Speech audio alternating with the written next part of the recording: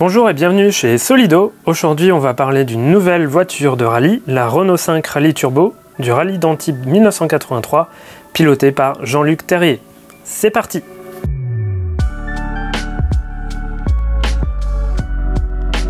Alors comme vous pouvez le voir sur ma petite table, la Renault 5 Turbo est un modèle plutôt récurrent chez Solido au 1/18e. Et pour cette rentrée scolaire, on vous propose celle de Jean-Luc Terrier au rallye d'Antibes 1983.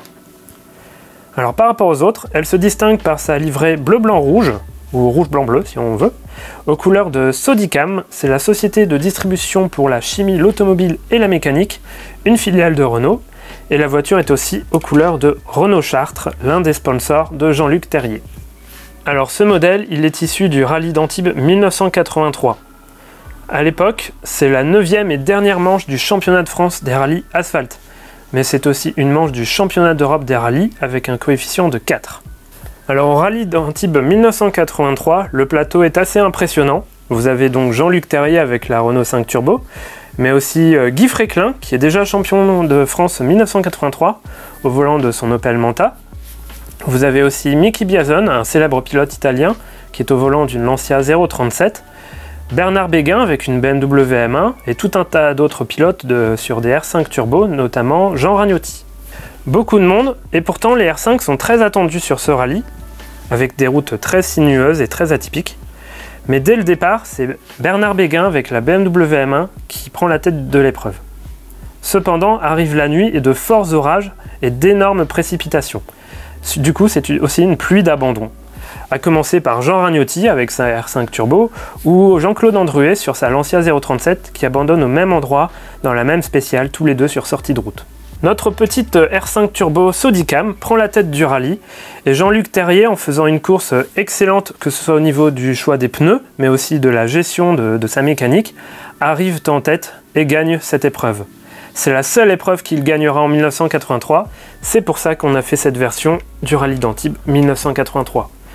A savoir que Jean-Luc Terrier était le champion en titre en France, puisqu'il a remporté en 1982 le championnat des rallyes asphalte, toujours sur la R5 Turbo. Alors pour ceux qui ne connaissent pas, Jean-Luc Terrier est un célèbre pilote français des années 70-80.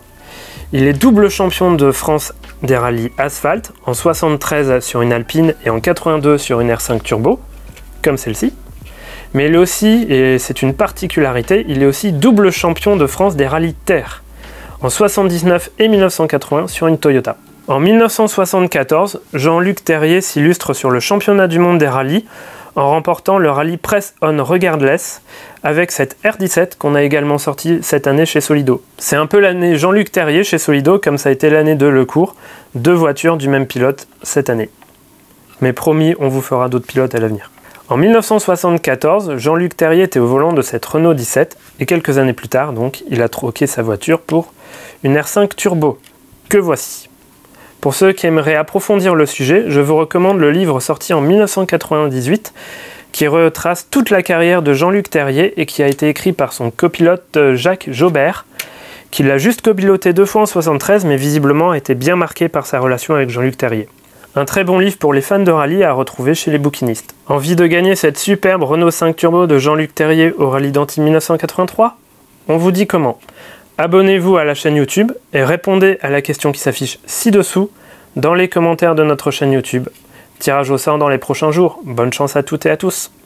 Voilà, j'espère que cette vidéo sur la Renault 5 Turbo de Jean-Luc Terrier vous aura plu. N'hésitez pas à nous poser toutes les questions que vous avez en tête dans les commentaires et surtout à vous abonner à notre chaîne YouTube et à nos réseaux sociaux. À très bientôt pour d'autres vidéos.